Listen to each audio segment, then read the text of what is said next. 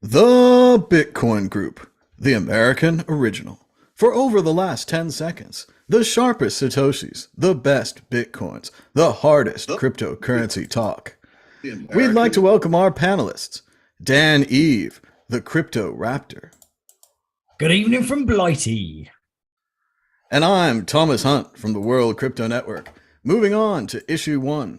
Issue one, Bitcoin slides to 26,500 amid surging US dollar.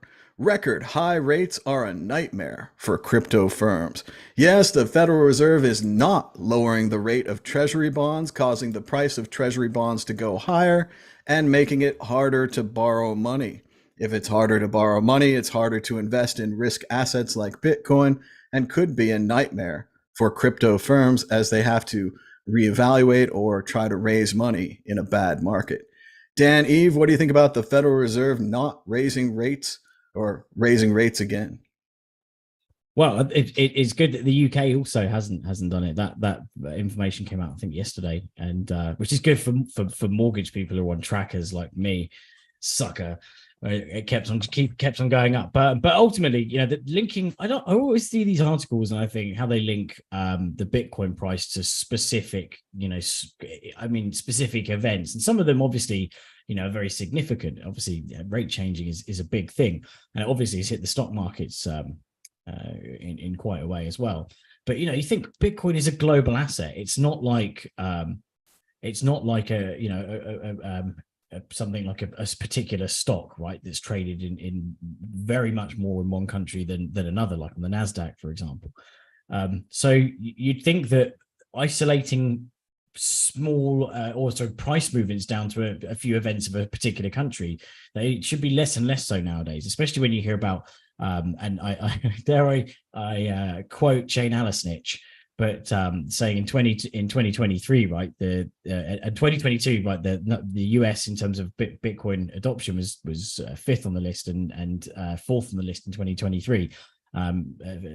With India, Nigeria, Vietnam being ahead. So you think to yourself, right, there's all these other countries there's El Salvador that's adopting it as a currency. Obviously, the volume is going to be a lot lower, but the impact of certain American markets, especially when you hear about the booming trade in Nigeria, for example, at the moment, and the amount of Bitcoin trading that's going on just all around the world, the impact of events in one country aren't going to have that much of an impact.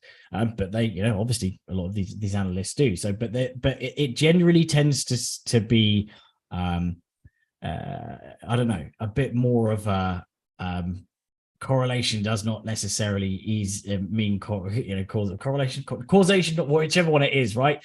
The spurious correlations.com. I always go back to that one, right? Which is like the number of films that Nicolas Cage has been in and the number of people that drown in a swimming pool or something. Just because the charts correlate, it doesn't mean it necessarily that one has triggered the other, for example. So yeah, it's good thing. I think the rates are going down, especially for people that are actually borrowing money. For mortgages or even loans, and how that's affecting crypto companies more than ever, because if the reins are so tight on loans anyway, crypto companies kind of come at the back of the queue because everyone thinks they are such high risk, especially with all the scams about, etc. But yeah, good thing overall, I think, lowering rates, or at least not increasing them again. Well, I don't know. It's kind of an amazing thing, like you're saying, Dan. The Bitcoin network is so solid. The protocol is good. We have second layer things like Lightning and Liquid, side chains, other options like that. Then at the same time, the United States and the rest of the world was hit by such an inflation mess that they're still trying to fix it up. So the Fed is going to keep rates high, meaning that treasury bonds are expensive and that borrowing money is also expensive. So it's bad for Bitcoin, the price. It doesn't, like you said, it doesn't affect Bitcoin, the network, the programmers, everybody else. But then we start to see this thing where if money's so expensive to borrow and no one wants to invest in risk assets, or companies like Coinbase that manage risk assets and that support the cryptocurrency industry, then those companies are going to have a hard time borrowing. They're going to have a hard time growing. And then the crypto industry is going to have a hard time growing. So it's a very interestingly bad time to have this happen with the halvening coming up next year, which everyone expects will boost the price. But if the economy keeps going this way, and if the treasury bills keep staying high, causing the Fed to keep the stock market low, to keep the caps on the borrowing, we might not see the halvening bump. We might not see it, and it may be a larger issue where, like people have said before, what if Bitcoin goes down because of this and this and that and that, and it could be a collapse of the price, while the network, the technology, everything else is fine. Could be some exciting stuff. Yeah, and then there's also that theory of what must it called I shouldn't quote this now because I can't remember the name. The depreciating gains, right? So the impact of the halvening going down each year because the supply shock isn't as much, right? It is definitely less and less than it used to be. The first one going from 50 to 25 is a huge reduction. Now I think we're going from 6 to 3, or we're going to 3 to 1.5, something like that in that range. So yeah, it is not as much as a reduction. But then to counter that, there's adding in BlackRock, all these huge other the $15 trillion of assets that are now pushing for spot ETFs. So will we see that kind of boost Bitcoin beyond the depreciation of the halving? It's only going to happen after you sell. They're definitely acquiring these assets. They're waiting. Everyone thinks it's a conspiracy like the silver markets or whatever it is. But yes, once they've decided that Bitcoin's good, as we're going to talk about in our next article, everything will suddenly seem fine. And you'll wonder how people could have ever doubted Bitcoin at all. But it is a very interesting time to be a Bitcoiner, as the Chinese proverb goes.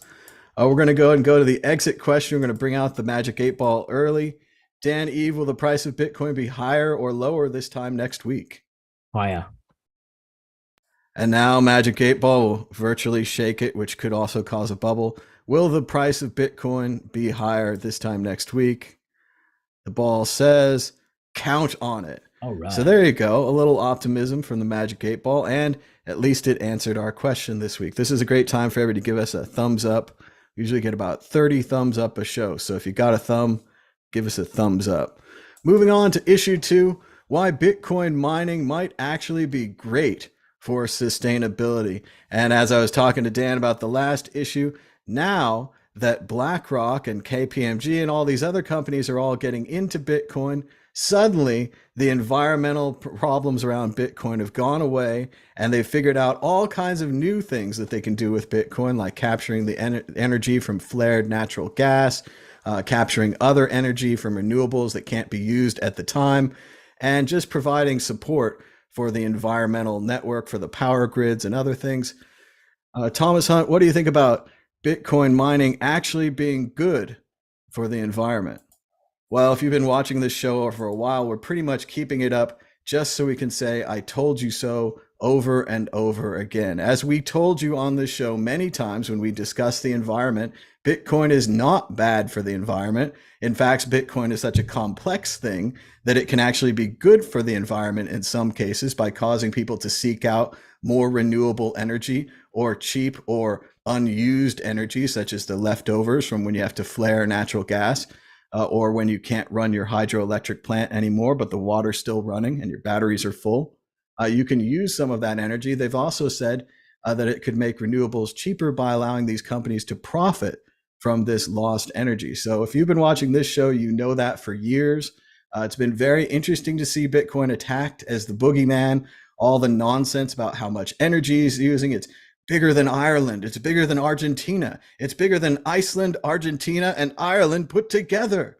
And the whole time we're looking back in reality and we're saying, hey, it costs as much as the PlayStation 5 that doesn't turn off. It costs as much as Christmas lights in the winter, and it could have a major effect on society and humanity. It's a brand new form of currency we've never had before that's not controlled by a central bank, that has a relatively reasonable halvening structure for the inflationary, deflationary aspects that you can tell in advance. It's unlike anything anywhere. There's no way to stop the halvening.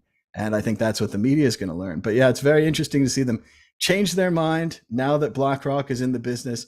Not only is Bitcoin not bad for the environment anymore, it might actually be good. Dan, we've talked about this many times over the years. What do you think about Bitcoin actually being good for the environment this time?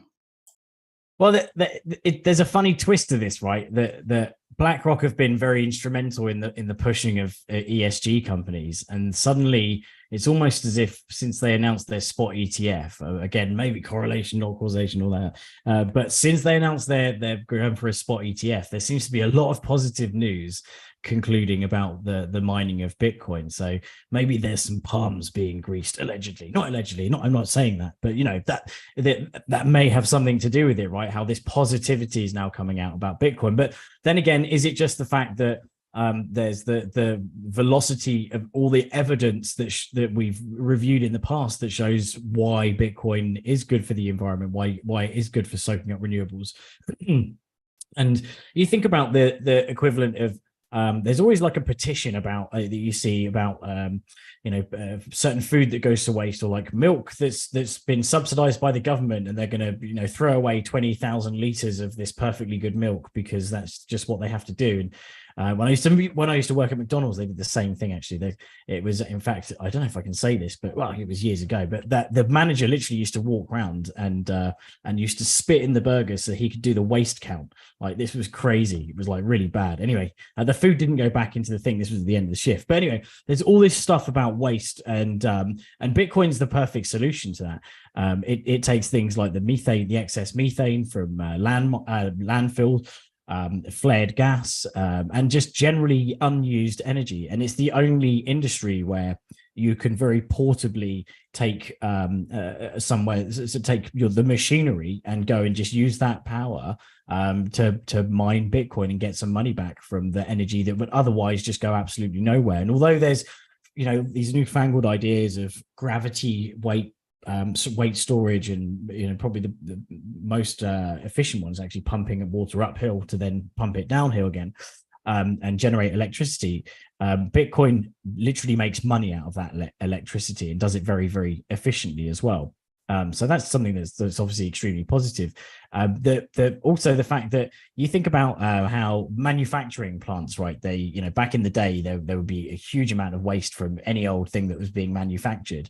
And now the more processes become lean, every shred of any resource that could be given as an excess is used. If it's a chicken plucker plant, the feathers go to the so-and-so, they get sold on, and the chick's skin will go in something else, and then the gizzards and whatever will go in something else. And every smidgen of everything gets some flowers fell off the window. So every smidgen gets used. Nothing is spared. No waste is spared. And we're just seeing that now with Bitcoin being able to soak up all this renewable energy that would otherwise go to waste.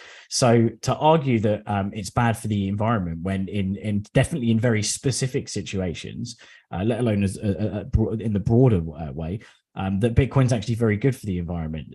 Methane is like, is it 30 times more poisonous than or bad for the environment than carbon emissions? So obviously methane's a lot less of the atmosphere, but still you're soaking that up with that would otherwise just go straight into the atmosphere. Same goes for flaring gas. So it's got a plethora of good points about it, from becoming an ESG asset for companies, building new energy markets, the stabilizing of grids, and balancing using the excess energy that there is, and then being able to shut off quite easily when there is a demand, a spike in energy. And obviously the contentious part of that is that people are still moaning that the grid has to buy the energy back, but this is a paying customer, this is a contract. The grid isn't just going to screw itself over just for a bunch of Bitcoin miners. It doesn't work like that. That would be lunacy. So it's silly to make up things that would and go, oh, so and so is getting money back. Well, yeah, that's part of the system, right? Other companies do it too. Go and knock on their door and moan at them. But yeah, I think it's ultimately just very, very good for the environment, and we're seeing more of that. So once again, when is Tesla going to start accepting Bitcoin again?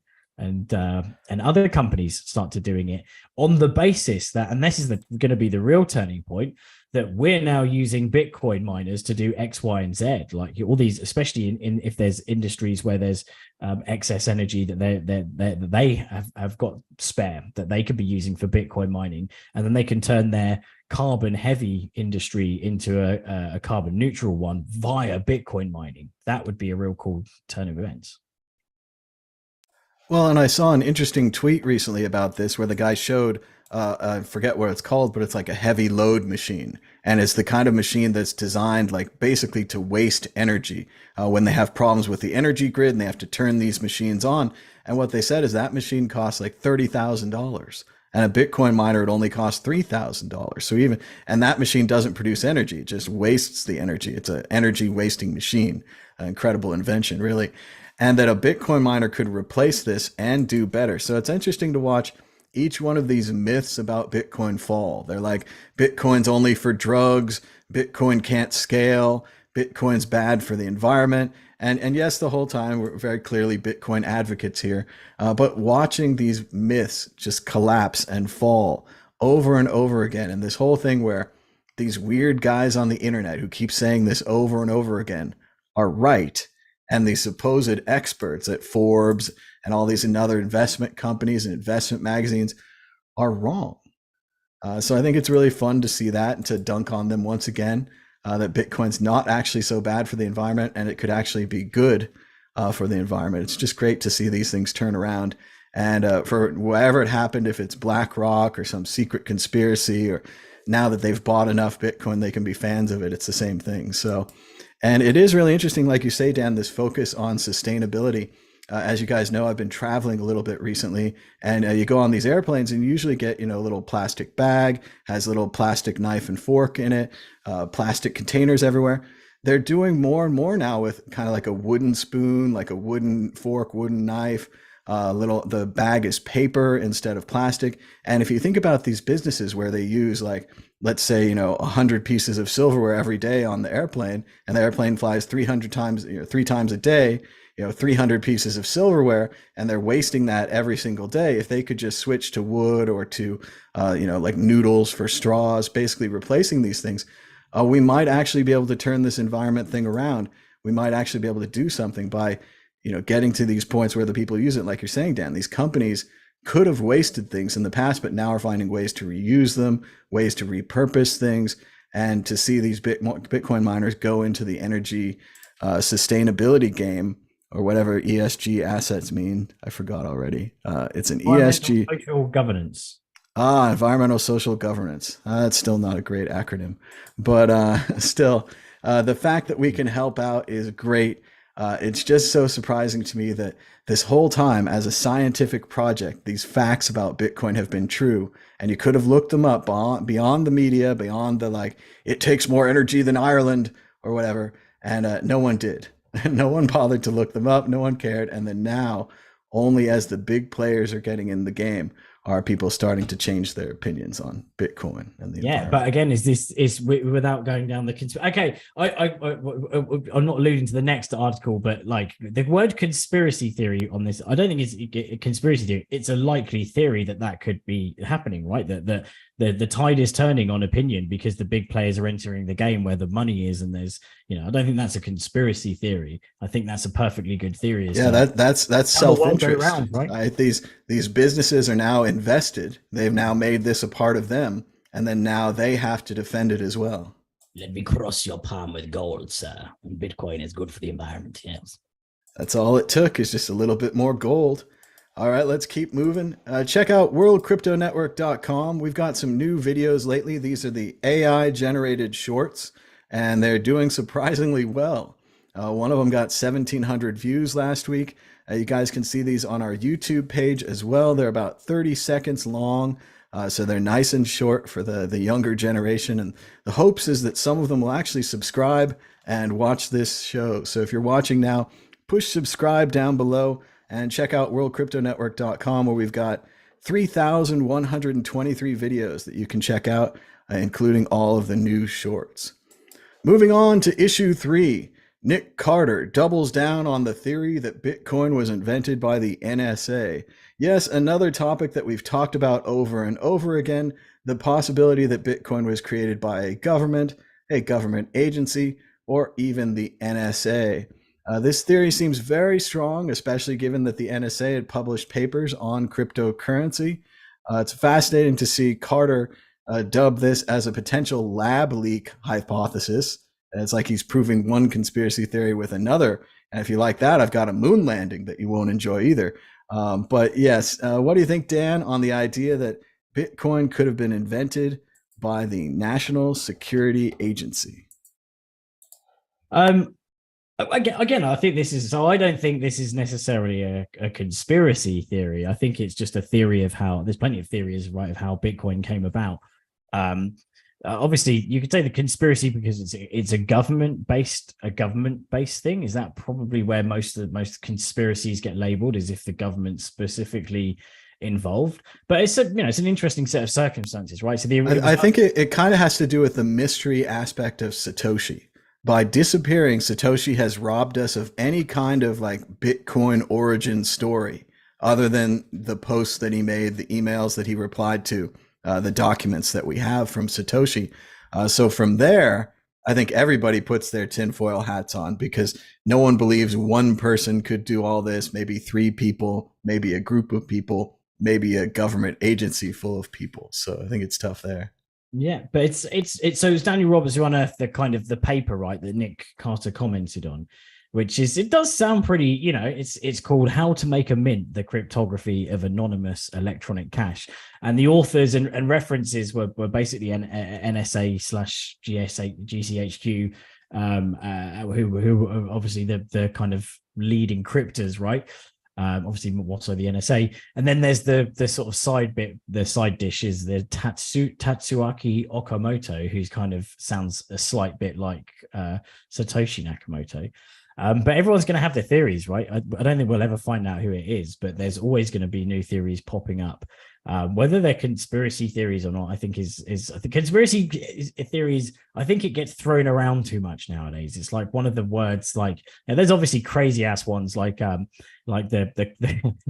no offense out there because there's a few people, but the flat Earth thing, which is obviously a bit out off the wall crazy, right?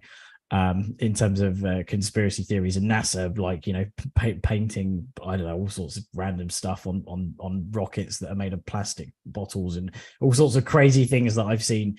But yeah, I think this is quite a reasonable a theory. Ultimately, I wouldn't. Maybe I'm not just not calling it a conspiracy theory because it kind of was one of my pet things that I thought that kind of makes sense, right? About the waning power of the dollar eventually, as all the other big countries become superpowers themselves, and there's a lot more competition in the field. But ultimately, we're not going to find out. So we're left with is crazy little footprints. Who knows? Maybe AI will become so sophisticated that all this crawling effort from OpenAI and all the companies will eventually piece together somehow in a way that humans couldn't have done it by holding this amount of memory and RAM. To be able to figure out who it actually is, or at least point towards who they, who they could be if it's a group or the individual. But ultimately, we're not going to know. So all we're left with is theories. But I'm going to say I don't think it's a conspiracy theory. This one, I think it's just a theory. I think it's a reasonable theory that's not too kind of batshit crazy. Well, what I like about this one is if it is the NSA, we might actually find out about it eventually. If things go, as we've talked about on this show many times, towards a Bitcoin economy where everything is denominated in Bitcoin, one Bitcoin is worth millions of dollars, people are trading 0.0000 all the way down, and everyone's using Bitcoin for everything, I think at a certain point, the NSA writes a paper about this and says, hey, US government, we've got a million or however many Satoshi coins there are, Bitcoins just sitting here. And, once they've admitted that, then everyone can stop freaking out about them selling them all at once or intentionally ruining the Bitcoin market or any kind of that thing, because it's just the government. If they put on we're going to sell them at, 10 coins a year or 100 coins a year or whatever, And the United States maintains being the richest country in the world, all these kind of things like the NSA, everyone gets pay raises, rewards. I mean, this is a huge victory for the agency if it's true, and especially if they control the Satoshi coins. And it would also take a lot of the pressure out of Bitcoin. People would be like, "Oh, it's invented by the U.S. government. It's not so bad," But they just had to do this huge runaround to get everyone to adopt it. In the same way that Vitalik Buterin's Ethereum got everyone on proof of work and then switched to proof of stake. Maybe the government felt we have to convince people of Bitcoin on its own merits, and then later on let people know that it was secretly a government project, which I don't have a problem with. I don't have a problem with the government, but I know the libertarians out there pounding their fists and smashing their coffee mugs and all kinds of things because this is the ultimate betrayal for them. The libertarians and the cypherpunks who got there early and believed that they were fighting the good fight and ruining the government with Bitcoin and so forth because the government wouldn't be able to raise funds, suddenly find out that they've been essentially working for the government all along. So this is a pretty brutal theory, probably hurts a lot of people's feelings. I think they'd much rather have it be invented by a shadowy coder or someone like a super programmer or a team of a super programmer and a younger guy and an older guy. All these kind of other theories would be better than this one. But it's interesting to see how this one keeps popping up. And now we have Nick Carter, a modern Bitcoin advocate, selling it and putting his heart and soul behind it. But again, they don't really have any evidence. The evidence level here is very similar to what Newsweek used to accuse Dorian Satoshi Nakamoto of being Satoshi Nakamoto. Your name is the same. What Nick Carter's essentially saying is that his name sounds similar. Shintoshi Nakamoto is similar to Satoshi Nakamoto. Therefore, Chuck E. Cheese invented Bitcoin. I think it's a very tough road to go down without any evidence. And again, the only way we're going to get evidence is it comes from the inside, i.e. the NSA revealing it, perhaps to show everyone the million Bitcoin they have and to say that they could finally build 50 Smithsonian museums in all 50 states and that it didn't matter that they sold the Silk Road coins. That was nonsense. They didn't care at all about those coins. Dan, Eve, exit question, force prediction. Who is Satoshi Nakamoto? You don't have to name names. You could name a theory, like if you like the old guy, young guy, economics guy theory, or if you like the NSA theory, or CIA, or space aliens, important theory to know. I think here it is, Dan. It's someone who was so good to cover their tracks that you probably wouldn't know who they were publicly beforehand. They I don't know. I think they may have been forever in the under shadows, right? And just I don't know. Yeah, maybe we'll never know because it's someone that wasn't kind of famous or in the spotlight beforehand. It was just some psychopath coding the most ingenious money he could. They could, she could, it could, alien could. Now, I'm going to go ahead and date myself here, but I remember back when the New York Times published the Unabomber's Manifesto, and it seemed like he was on top of the world. He had sent letter bombs to multiple people. I don't know if I don't think anyone was hurt, but he was definitely a terrorist in the fact that he was sending bombs through the mail. But he achieved his aims. He got his crazy manifesto printed in the New York Times, the paper of record. But getting that printed, drawing attention to his ideas and his thoughts and the way that he spoke through his writing led to his brother saying, wait a minute, that sounds familiar to me. And that's how they caught the Unabomber. In the same way with this Satoshi thing, I think he, she, they, whatever it is, has been very smart not to publish anything more. They published all those emails. They had other announcements and public messages and things. But since then, it's been radio silence because the more evidence, the more information you put out there, the more chance that even though you're the cyber super coder hiding in the darkness, someone's going to recognize it. And that reminds me of a guy who I met at a party once, or someone in college who always used to code that way or always used to say those things, and it'll narrow it down.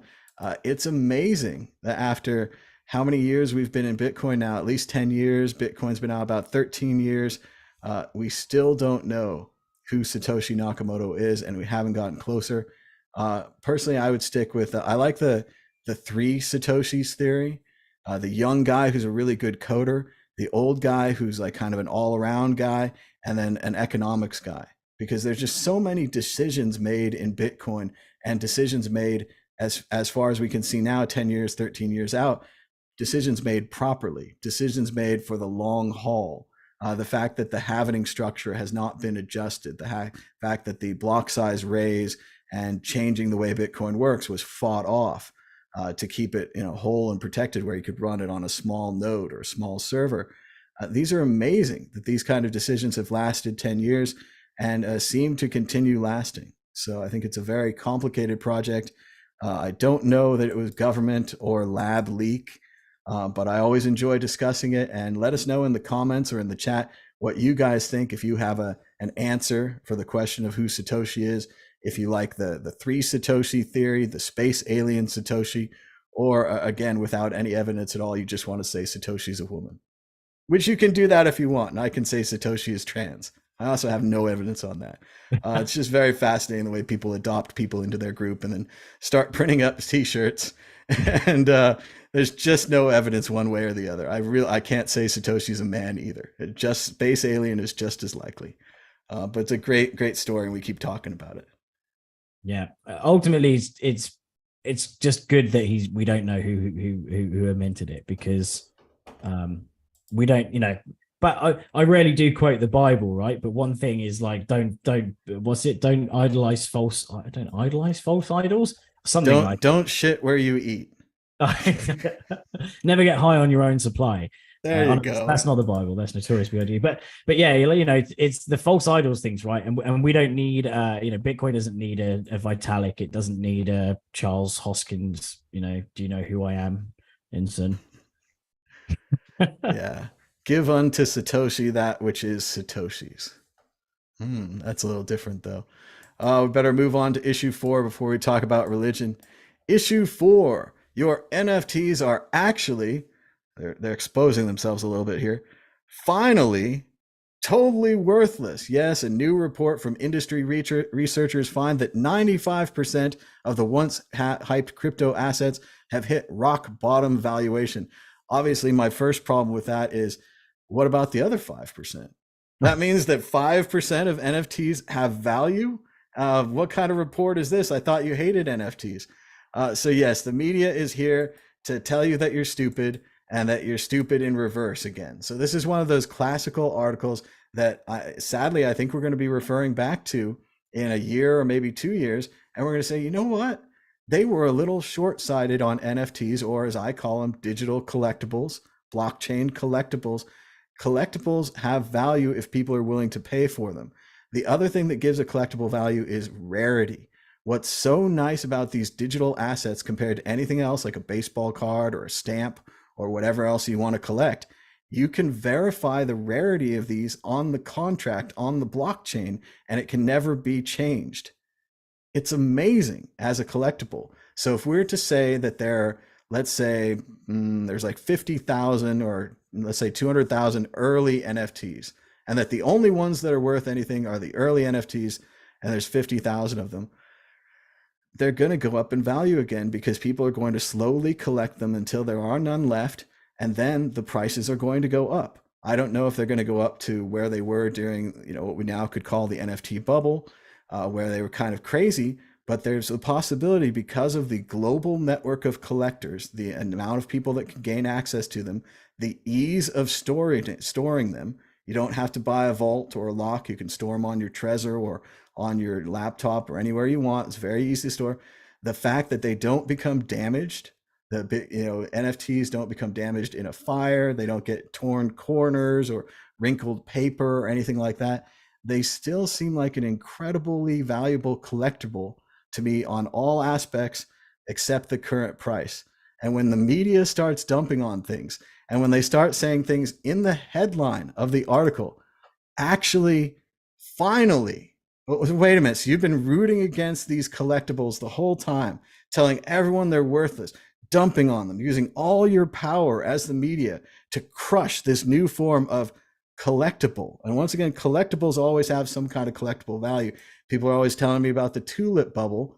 It still costs money to buy tulips in Amsterdam. You know that, right? They never went to zero.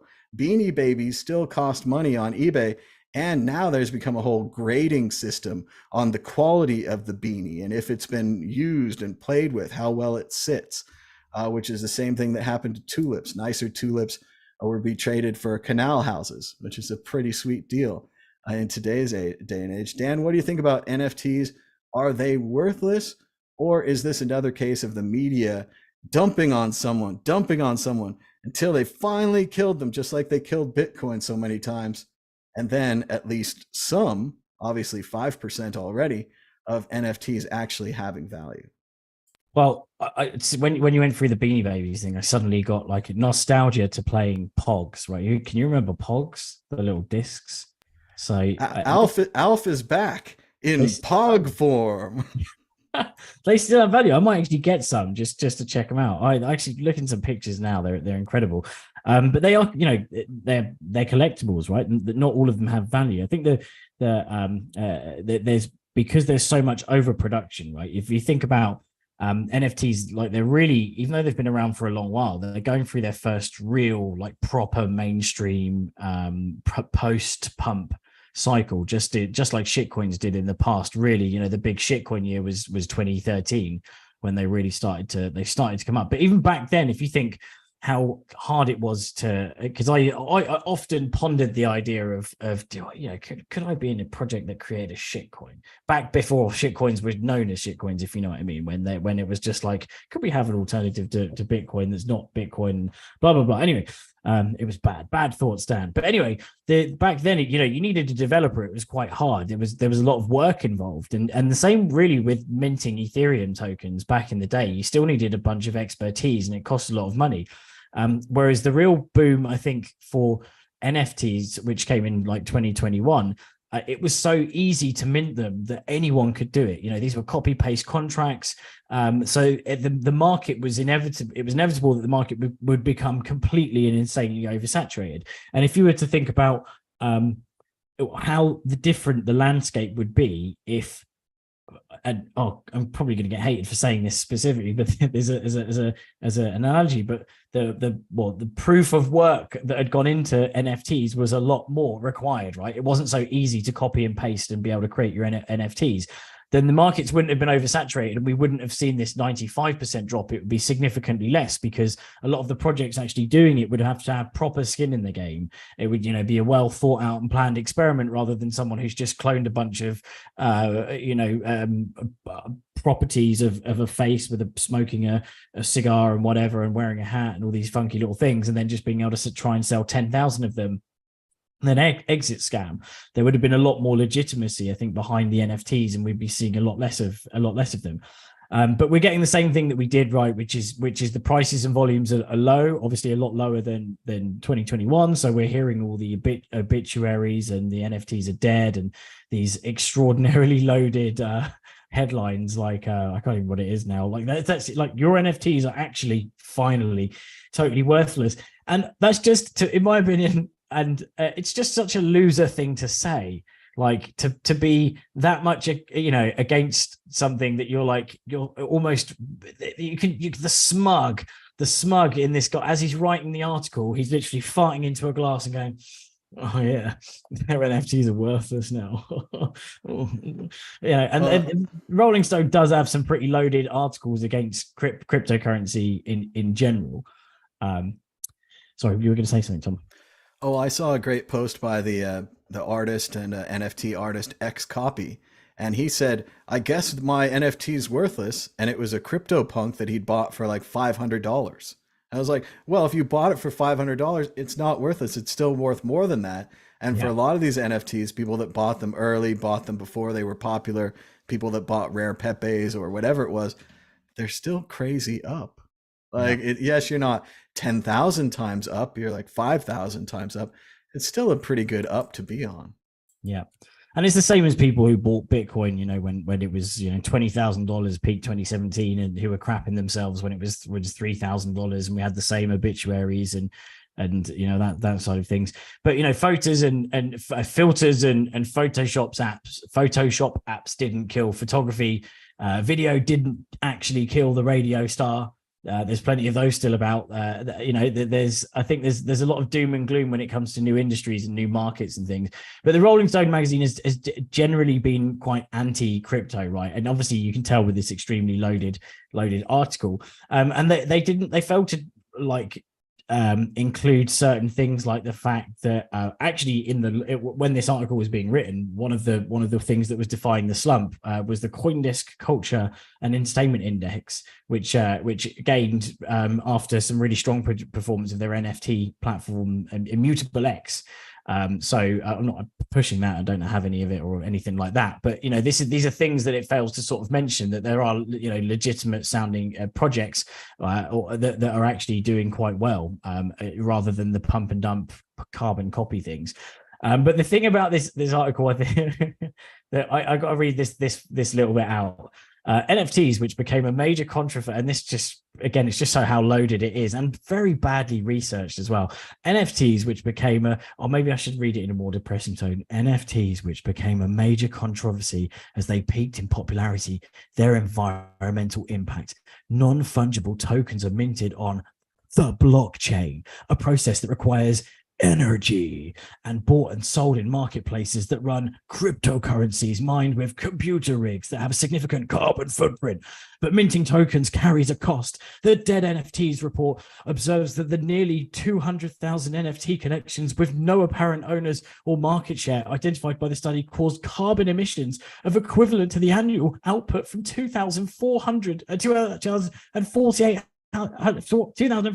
houses or 3,500 cars. Is that it? Is that literally it? What a waste of analytics and effort researching that, especially when actually, like it or lump it. But obviously Ethereum went proof of stake, right? So proof of stake and Ethereum being the biggest market for NFTs and Polygon the second biggest market, there's no more mining involved. So they literally don't know what they're talking about anymore. Like they're not including the very pertinent facts that would otherwise prove their silly headline and stuff wrong. I'm not I don't have any NFTs. The only one I did try and buy was a Pepe, and I bought the original print or one of one print, and then the artist sent me the NFT to the address that I used, which wasn't my address. So I couldn't. So the NFT's gone now forever, and I can't get it.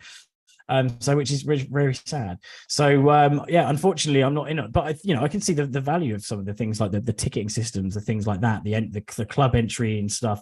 I think there is value at the end of the day. If people are going to pay for it, it's a free market, right? That's how we learned about Bitcoin, is this free market, and I can buy this Bitcoin even if you crazy people in the treasury team that I talk to about Bitcoin all day think I'm nuts, and even though you're the money experts and I'm not, you should listen to me about Bitcoin.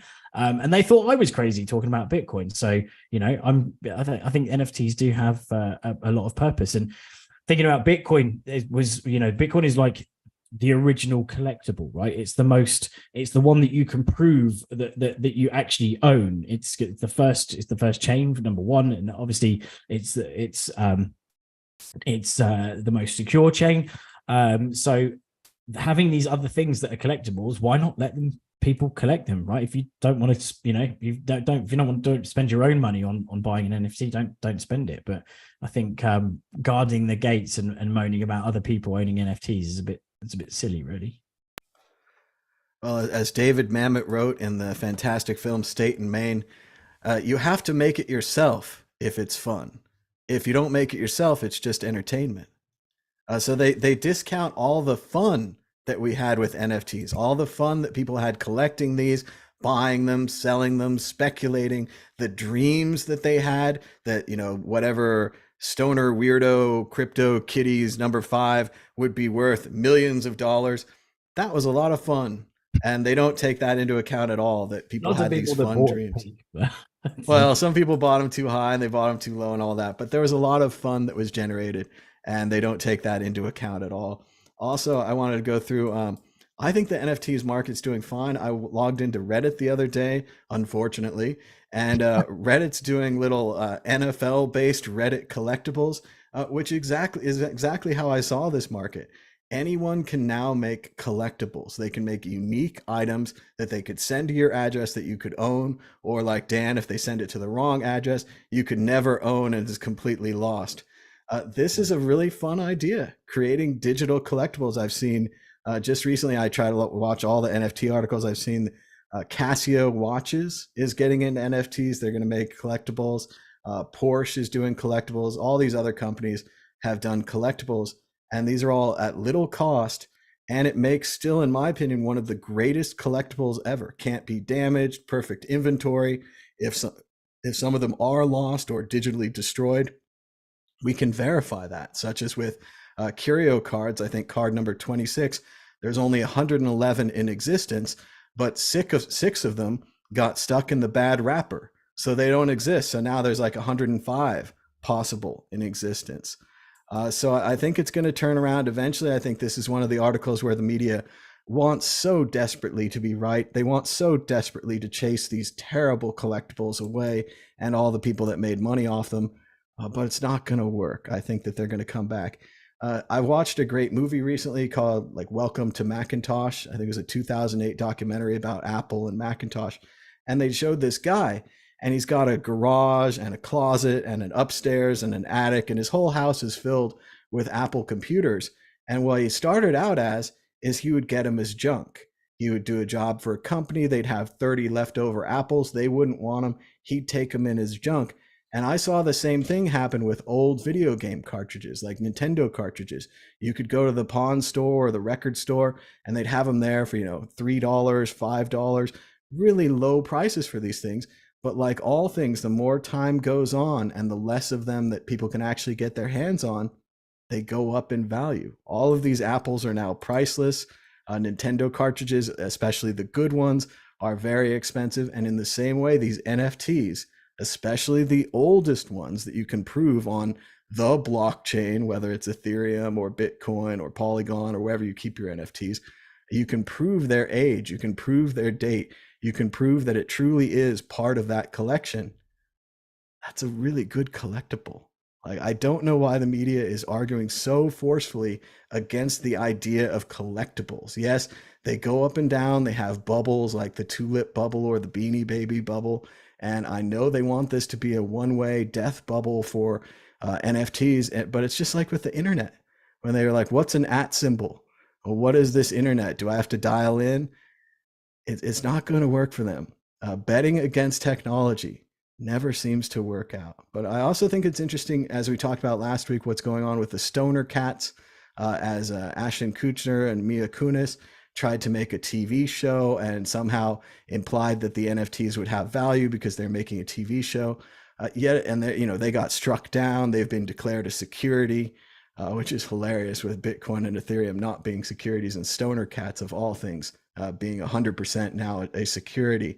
But I just read another article about a filmmaker who wants to make a film, and he's going to finance it with NFTs by selling NFTs. So again, this idea of creating a digital collectible that has the value that someone's willing to pay for it. And we don't know what that value is. We sell it for $10, we sell it for $100 as a fundraiser for the movie or whatever it is. And it just happens on the other end, whether it's incredibly valuable or not that valuable and just incredibly rare. But I think they're being way too fast to judge on this, patting themselves on the back a little too soon to really think that the NFT thing is over. Again, if they want to really prove that they're worthless, stack down $1 million and go try to buy them all.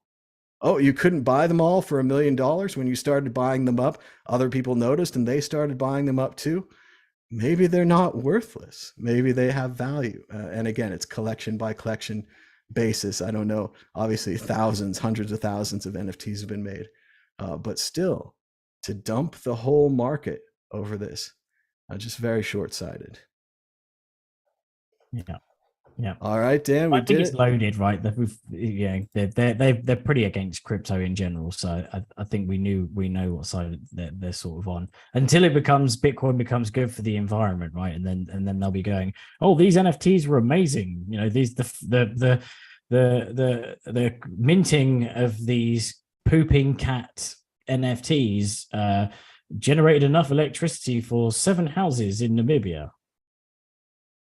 Well, and I do love the idea that we worked so hard to convince them that Bitcoin had value because of the network effect, because of the structure of the halvenings, because of the way the network worked. You know, didn't require a middleman, all of these kind of things. And then we had to go through a whole second round of convincing them that these collectibles had value because of, like I've said, you can send them around anywhere in the world. You don't have to store them. You can prove that they actually are the collectible. They actually fit in sequence. It's provable. They're hard to destroy. It just must be so frustrating for the media if they are, as we've predicted here and in the past, wrong on this again.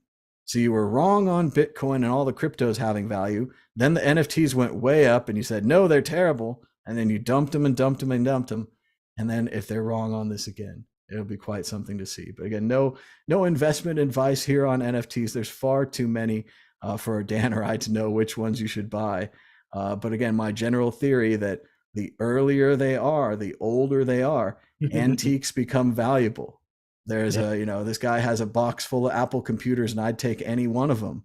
And all you had to do is save them. Other people took the original iPhone in its plastic container and stuck it up in their attic, and they can get it out 20 years later and sell those for big money.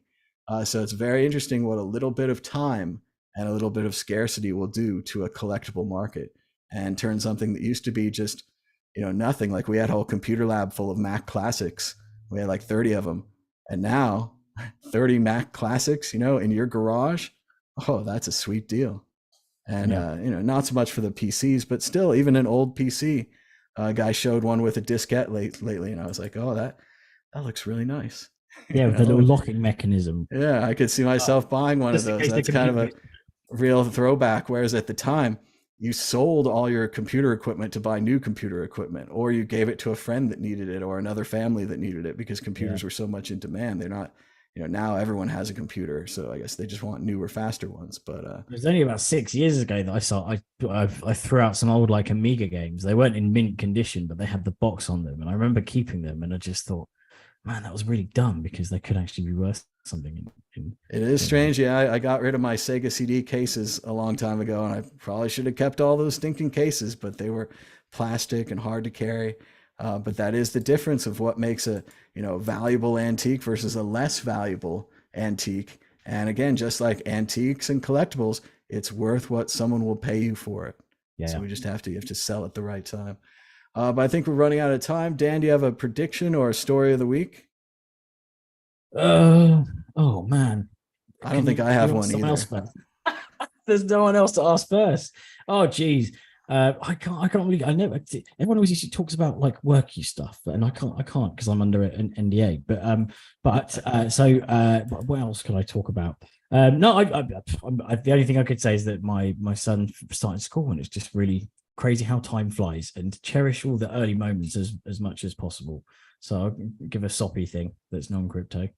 So it is pretty amazing. Dan and I were talking about before the show. I think it's been about 5 years since we went to Riga, Latvia at the Honey Badger conference. So it is so amazing how time flies and how quick it moves. So yes, you definitely have to appreciate your time, appreciate your people, be a little nicer to them, thank them, be grateful.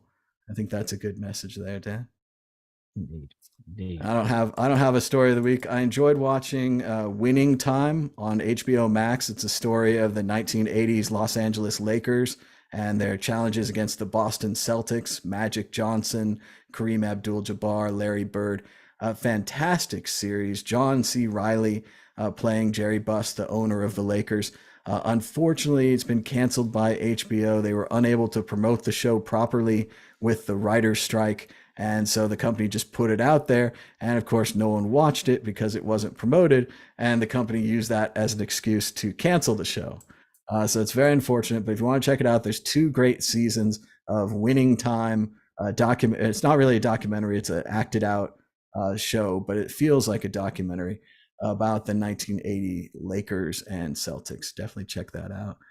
I saw that cool movie, Welcome to Macintosh, about the Mac, and I saw another great one called Atari Easy to Learn, Difficult to Master, which has several interviews with the founders of Atari, and just very interesting to read about the old days of computers and to watch these movies. So you guys can check those out wherever streaming movies are played. I think we're about done for today, Dan. Anything else you want to add? I was just gonna say, didn't Atari bring out a token? I'm almost certain they either brought out a token. I think Oh yeah, they had an online video game type system, and again, Atari itself, the name has been sold several times. Yeah. So I don't really know what to say. Atari, the company, it's certainly not Warren Bushnell, the original guy who sold it to Warner Media. But yeah, they had a token for a while. I think you could play Pac-Man online or some version of Pac-Man if you had the token. But yeah, it's been interesting to see how they keep it up with the relevancy. I think they're making a new video game like Atari at 50, and they want me to buy it like I bought all the other Atari collections. I don't know. I'm getting tired of collections. But yeah, it's all the different games and all the different versions, and you can play them. And it's really neat. They're trying to keep the company and the idea alive, but it was definitely a special time. People that played Atari 2600s and Nintendos and video games back in the day, just what an adventure it was, going from block graphics to more realistic graphics to even Doom and Quake. And I would definitely recommend again that book about John Carmack and John Romero, who invented Doom and Quake and Wolfenstein 3D and a lot of the other stuff that we enjoy today. It's a great book. That nostalgic floppy disk noise that kind of set everyone up for the iconic internet connecting.